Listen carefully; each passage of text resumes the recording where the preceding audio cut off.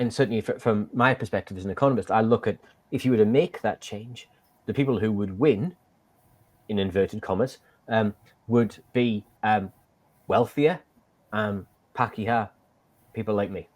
And we're probably already the people with the largest KiwiSaver balances. We're probably already the people with the largest amounts of wealth across the economy. Whereas those who would lose, i.e., they would lose the most support from the government over their lifetime, would be those with the lowest incomes, often with the lowest KiwiSaver balances, and often with the least assets and least ability to pay. So it's a highly regressive move, and one that I think our viewers and listeners who are watching this might want to think that, yes, it seems obvious that we should be lifting the age of superannuation. We're all living longer. We all think that we're going to need more support in the future. But if we do it in this very unsophisticated way, it actually makes the job of government in helping to support people lead decent lives much harder.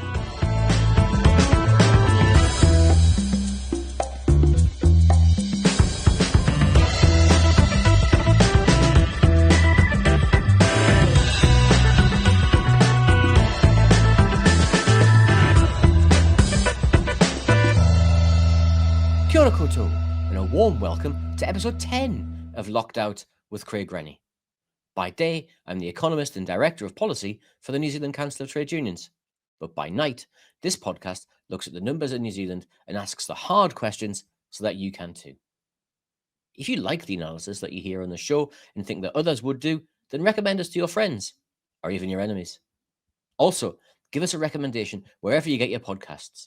It really helps get the word out. Here at Locked Out, we're always interested in what our viewers and listeners want to know. If it's making you ask, could you trust a 10-year contract with the private sector in health? You could be in no doubt we're thinking it too. So get in touch. I'm on X, Blue Sky, and on Substack. We want to hear how we can help you better understand what's really going on and how you can help navigate the numbers being thrown around by politicians and experts alike. Now, just before we get started today, on Thursday, the day of the release of this podcast, we'll have new GDP data that will be released at 10:45, measuring the size of the economy, the size of sectors, and what's really going on. We'll be putting out a mini Locked Out with all the details on Thursday afternoon, so do stay in touch for that. Today, however, I'm very grateful to be joined by the Labour Spokesperson for Seniors, Ingrid Leary. We're talking about one of the most important issues facing New Zealand, superannuation. Many people are now saying that superannuation, which is a universal entitlement at the age of 65, that it needs reform. In particular, people have been stating that the age of eligibility for superannuation needs to change. At the last election, the National Party and ACT both campaigned on changing the age. The National Party said it would change at 2044, or 19 years from now, when it would be lifted to 67. ACT was promising to make changes straight away, lifting the age to 67 in tiny increments up until 2035. Both policies were halted by New Zealand First and their policy of retaining superannuation at its current age. Right now in New Zealand, we spend 4.4% of our GDP on superannuation, according to the Treasury. Now, that's a lot, but it's a lot less than you might think, and it's certainly a lot less than other countries. Countries such as Germany spend 10% of their GDP on superannuation. Public pension schemes in France spend 13.4% of their GDP. And even the USA, which you would assume would be the home of the private pension scheme, spends 7.1% of GDP, which is also the OECD average, showing quite how far down New Zealand really is. Public spending on pensions in Australia, even with its massive private superannuation pension scheme, was identical to that found in New Zealand. Now, there are nearly 1 million people in New Zealand receiving New Zealand Super.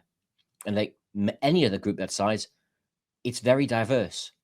A growing problem in New Zealand is that more and more pensioners need support with the cost of paying rent. Superannuation is designed as a benefit you receive after you've paid off your mortgage.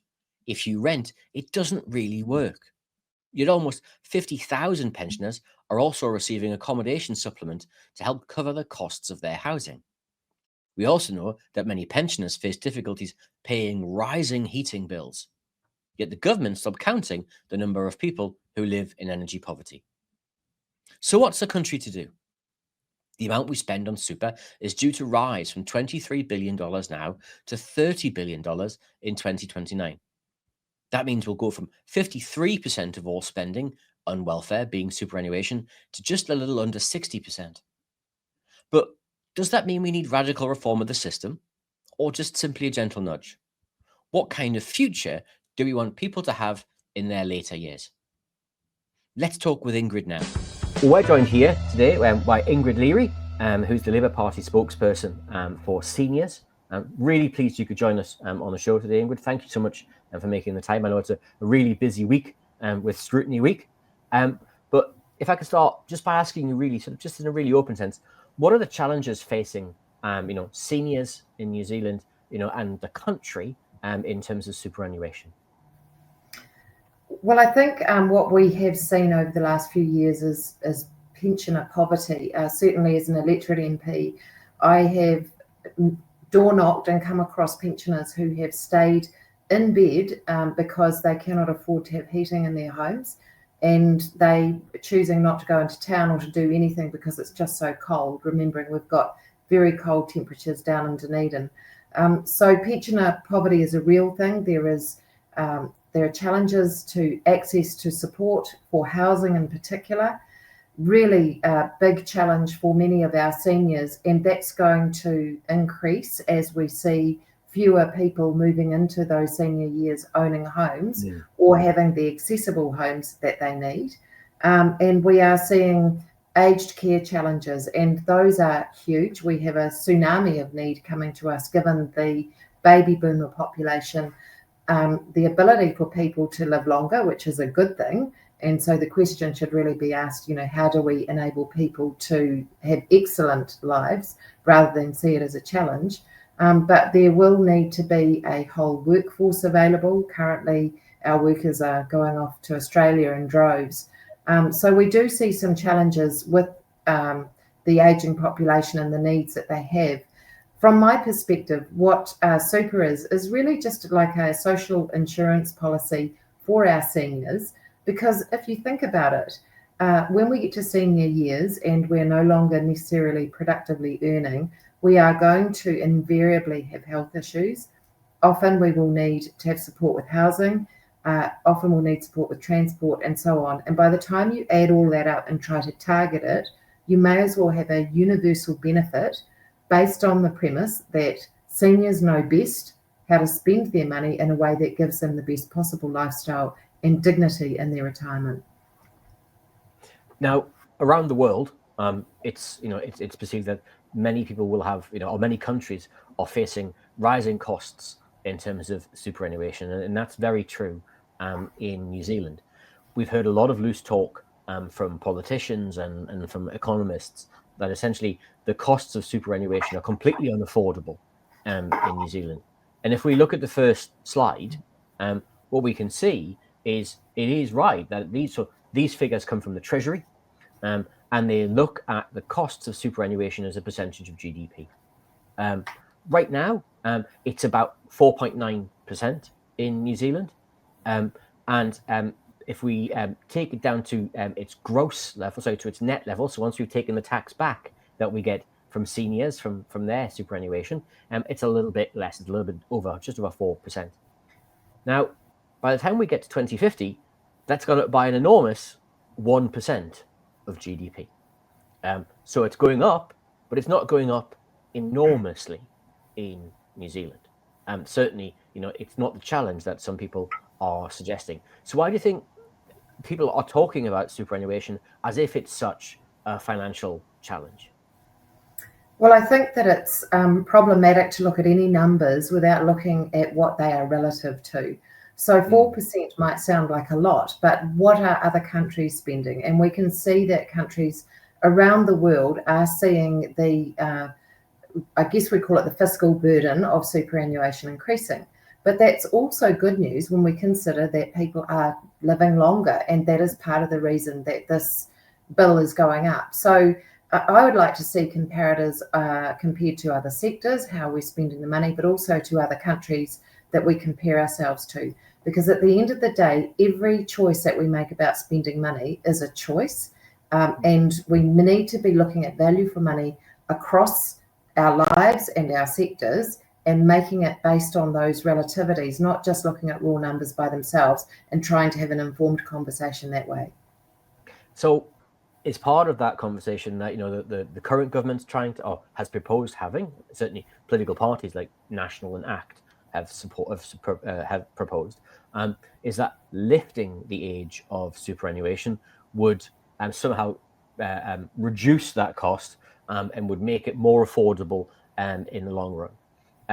But you know, the evidence that we have suggests that that would have quite regressive impacts across the country. So if we go to the next slide, what we can see is if we look at life expectancy by ethnicity, for tall, handsome white economists like me, if we were to lose 2 years of our superannuation, so we were to lift the age of superannuation to 67, I would lose 15% of my super. But a Māori male who lives on average or has much lower life expectancy would lose up to a quarter of their superannuation on that same basis. Same for Pacifica communities. And so it becomes quite regressive as an approach. And if we look at the next slide in terms of the deprivation indexes, so number 1 on this chart represents the people who are the least deprived in New Zealand, and you can see those with the most resources, they live the longest, as you would expect. But those with the least resources, those who have the most deprivation across their lives, they live much less long. They live on average sort of 5, 6, up to 8 years less in terms of overall life expectancy. So the question I've got is, you know, would the Labour Party, you know, are you seeking to support any changes to the age of superannuation? And if not, why not? Absolutely not. And that's because superannuation not only gives people dignity in their retirement, but it makes sound economic sense. This was the brainchild of Sir Michael Cullen, and I have the privilege of serving the electorate that he came from. And this is an electorate that does have high levels of deprivation and high levels of senior, but also people who are really prudent and astute with how they spend their money to give themselves the best affordable lifestyle. And that's what this National Super does. What the current government are doing, I think we need to look at their motivation. They've raided KiwiSaver. They're coming after superannuation, and they're trying to say it's unaffordable because they have not managed the books in a way that can make this affordable. So Labor categorically can see the benefit of National Super. It gives people dignity, it gives people choice, and it is a cost-effective way of ensuring that we are not having to target in a way that becomes very burdensome on the public service, but also actually comes too late in the piece when people are already experiencing health decline or housing decline that could have been averted had they had super available to them.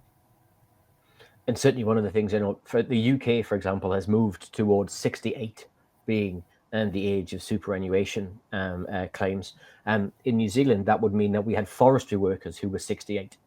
It would mean that we had people who were working in dangerous places to work in mines and elsewhere at 68. And that's as much a health and safety issue as it is anything else. And you brought up the inequity as well, because, you know, we have seen some political parties talk about even reducing the level for particular ethnic groups, and they're arguing that on the impacts and outcomes for Māori in particular. Labor is not supporting that, but we understand the inequities, which is why we feel so strongly that super should be universal and should remain at the age that it is.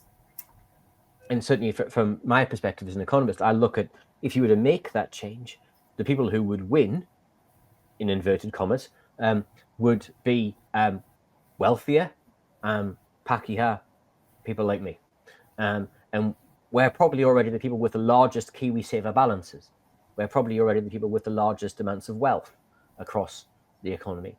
Whereas those who would lose, i.e. they would lose the most support from the government over their lifetime, would be those with the lowest incomes, often with the lowest KiwiSaver balances, and often with the least assets and least ability to pay.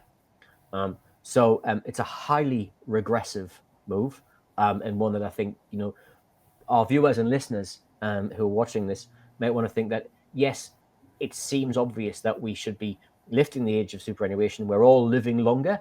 We all think that we're going to need more support in the future. But if we do it in this very unsophisticated way, it actually makes the job of government in helping to support people lead decent lives much harder. That's right. And what the government hasn't done is talk about means testing, and that's probably because that would speak to its own voter base of people who are more affluent, as you say. But if we unpack that a bit, means testing is a really inefficient way of rolling out something like this, because as people get older in years, they have different health needs, housing needs, nutritional needs, transport needs. The list can be endless. To try to target support in a means-tested ways would be inefficient. So why not just make it universal? That way it is an efficient and effective policy, and it's a great policy for our seniors, most of whom have paid taxes all their lives and worked really hard and deserve to be able to have great lives in their senior years. Now, you mentioned something earlier on, Ingrid. You wanted to look at what other places did, what other people do. And I think it's a really important point, because we've come at this question of superannuation, or the question's often asked of New Zealand, as a kind of, this is just something that has to happen. It's an inevitability, that we're clearly spending too much on superannuation and it's squeezing costs elsewhere. And if we look at the next slide, I want us to have a quick look and have a quick think about actually, well, our superannuation costs in New Zealand are comparably to most other jurisdictions very low. So if we look at the OECD average, it's about 7.7%. New Zealand's spend on superannuation, so these are all government spends. This data comes from the OECD. We can see that our spend is roughly the same as the UK, a little bit more than Australia, but way less than the majority of other countries, including the USA, in terms of its overall support. So again, it begs the question of quite why we're having this conversation right now. It's not a conversation that seems to be born out of there being an alarm, but rather a conversation that's born out of our need to try and save money to deliver tax cuts, to deliver changes elsewhere. Absolutely right. And it's really stark when we see it put it out in the graph like this. I imagine that in time, our costs may creep up. I think it's to 7-point-something%. That is not significant. And when we look at where else the government wants to spend money compared to super, that's the question we should be asking, rather than how much is it costing us. It's relative to what else would the money be spent on. And I don't think tax cuts for landlords or for big tobacco are worth changing this beautiful taonga that we have, that was created by Sir Michael Cullen. So if because you're absolutely right. So there are alternative options that are open to us, because every dollar that we save extra right now has two benefits. One, it helps to grow the economy, because we've also we've created a deeper pool of capital for businesses and for others to invest in. But also we've helped reduce the costs in the future. So in terms of the savings mechanisms that are open to us, we've got the super fund, but what else is there that that we could be doing to help manage the costs in the future? Well, one thing we shouldn't do is do what Sir Robert Muldoon did, which was pause or break down the scheme altogether. I think the economist Sam Stubbs has estimated that has cost our country $500 billion, that's billion, not $1 million, that we could have had available, for example, to help invest into infrastructure where we have a big deficit. So no more National Party contribution holidays that don't make sense. I think we need to look at whether contributions can be increased, but if they do, where does that increase come from? Who is best placed to make that increase and have the least impact on their current funding and cash flow? And I would say that's probably employers more than employees. So from a purely sort of utilitarian view, it seems to me that increasing employer contributions or government contributions might be the way to do it, but certainly not employee contributions, because when people are struggling in a cost of living, the present value of money now to be able to put food on the table for their kids might actually be more important to them than the future value of money when those kids have left home and got jobs. And I guess we would also, we should also be looking at housing costs in New Zealand, how we're making sure people have access to the right kinds of housing.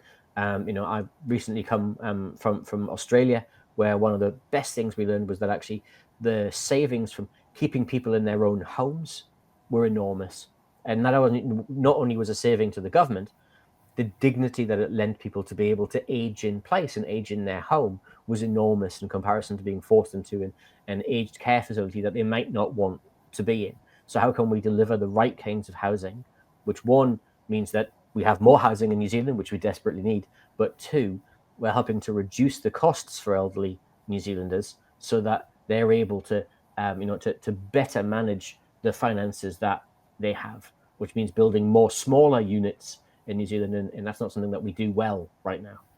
It's really interesting because a lot of people think of retirement and seniors as being very orientated around our healthcare system. In fact, I share the view of the Retirement Commissioner. I've had conversations with her about this, that housing is just like in the early years of life, an absolutely critical determinant of well-being and actually longevity. So you're absolutely right. How do we increase our housing stock, and particularly probably our social housing stock, given that more people than ever will be renting? And how do we make those houses accessible for the private market? How do we incentivize landlords to make sure that those houses are accessible? At the end of the day, if we have a housing policy that increases the supply side, that is going to have a big impact on our superannuation budget forecasts, I think.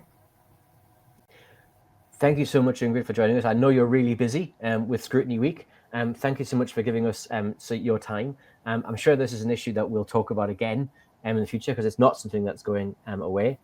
But for now, thank you. Thank you so much for having me. And just remember that Labour will not touch the superannuation age. That is sacrosanct to us. It gives people dignity, it's cost effective, it's value for money, and it's all about choices. We're not going to make that choice. So if you're worried about it, that is our position, and that will not change. Thanks to Ingrid for her insight and for the conversation. Super and its costs is a conversation that we'll be having again and again over the next few years. Now, looking at the numbers this week, the big data will come out after the podcast is released on Thursday. Gross domestic product numbers, or GDP, are being widely touted as looking very promising, with all of the major banks penciling in a 0.7% increase for the March quarter. Now, this may also be the week when economists started to note that things weren't going quite so well in the economy. Business New Zealand looks at the state of the economy through two measures: the Performance of Manufacturing Index, or PMI, and the Performance of Services Index, or PSI. If there's a score above 50, the sector is growing. Below 50, the sector is declining. Data yesterday shows them both at 47.5 and 44, both in recessionary territory. The PMI, or Manufacturing Index, fell 5.8 points to 47.5. That was the largest single decline in its 20-year history. New orders came in at 45.3. Employment came in at 45.7. Production came in at 48.7. Finished stocks, however, were at 51.3. Why is that important? Because it suggests that companies are struggling to sell what they have. Now, the PSI, or the Services Index, according to BNZ Bank, is now at a level seldom seen and consistent with a rapidly shrinking services sector. Why is that important? Because services make up 70% of our overall economy. Sales fell to 40.1 and new orders fell to 43.2. Very low scores, and historically low scores. This score is the lowest it's been since the country was last in recession in June 2024. Now, BNZ economist Doug Steele said the combined services and manufacturing data look nothing short of disastrous. And sure, Q1 growth, the growth that will come out on Thursday, looks set to be strong, but there are clear warnings that the New Zealand economy has hit a brick wall in Q2. Together with other data, this suggests that the economy right now is really struggling for growth. Outside of commodity exports like dairy, which is doing really well, there's no engine of growth supporting our economy. Construction data is down, consents are down, migration is down, retail is down, electronic card transactions are down. If GDP grows this week, that is fantastic. But the timelier data that we have about the things that are happening right now shows that unfortunately it's likely to be a high watermark. Our current growth driver, exports, will be affected by the current global turmoil, by Trump, by the fact that various countries are lobbing missiles at each other. And we can see this in the latest OECD forecasts. The OECD forecasts for growth for New Zealand offer just 0.8% growth for New Zealand in 2025. If the first quarter is 0.7%, it suggests very little growth for the rest of the year. Adding to current concerns, we saw this week the release from Stats NZ of a thing called the Selected Price Index. Now, it's a kind of partial update of the inflation data that we get on a quarterly basis, and it looks like things like food and energy and petrol. Now, the data released by Stats NZ shows that food prices are up 4.4%. That was led by prices for beef, which were up 16%, lamb, which was up 20%, cheese, which was up 17%, milk, which was up nearly 14% in a country chock full of milk. Electricity was up nearly 9%, 8.7%, and gas prices were up 15.4%. There will be no relief from very high energy costs, both for New Zealand firms and for New Zealand households. On top of that, rents are still rising well ahead of general inflation. Rents were up 2.8%. Just to put that number into context, the minimum wage rose 1.5% this year, and funding for early childhood centres rose 0.5% this year. The people who are going to be bearing the costs of current price changes are often those with the least ability to pay. Now, as we've said on the show many times, this is a government with, as it says, a laser-like focus on the cost of living. As we regularly ask, do you feel back on track yet? Now, thanks so much for joining us here in the Locked Out podcast. We hope you found it both in parts maddening and in parts enlightening. If you've enjoyed the show, please give us a review or a recommendation on YouTube, Spotify, or wherever you download. Locked Out looks forward to working more with you next week. Don't work too hard. Goodbye.